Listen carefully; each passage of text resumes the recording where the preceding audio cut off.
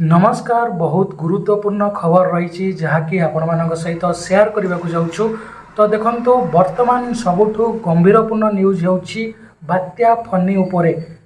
समस्ते यही बात्या को नहीं भयभीत थिबा बेले राज्य सरकार एने पूरा प्रस्तुत अछंती बोली सूचना देइछंती। तेबे यही सामुद्रिक झड़ फनी ओडिशा रे लैंडफॉल करिबा परे यही सब जिला को सबुठ अधिक भयभीत प्रभावित हेब। तेबे सही सब जिला गुड़िक रेड ऑरेंज एवं येलो वार्निंग मध्य दिया जाइछि। सही सब जिला गुड़िक हेउछि पुरी, गंजाम, खोर्धा और जगतसिंहपुर।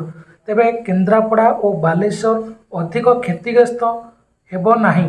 आंचलिक पाणीपाग विभाग तरफ सूचना मिली जे आज पवन बेग बढ़िबो एवं उपकूलवर्ती 10टी जिला को सामुद्रिक झड़ प्रभावित करिवो।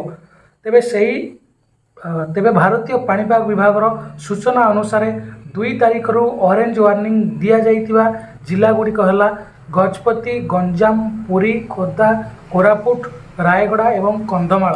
तेबे यह व्यतीत 3 तारिख रे रेड वार्निंग जारी कर जाइतिबा 17टी जिला गुड़िक हेउछि गजपति, गंजाम, पुरी, खोर्धा, नयागढ़, कटक, जगतसिंहपुर, तापरे जाजपुर, भद्रक, केन्द्रापड़ा, बालेश्वर, कंधमाल, रायगड़ा, अनुगुल, ढेंकानाल, केउंझर, मयूरभंज अर्थात ए सबु अंचल में प्रबल वर्षा हेबार संभावना रहुछि।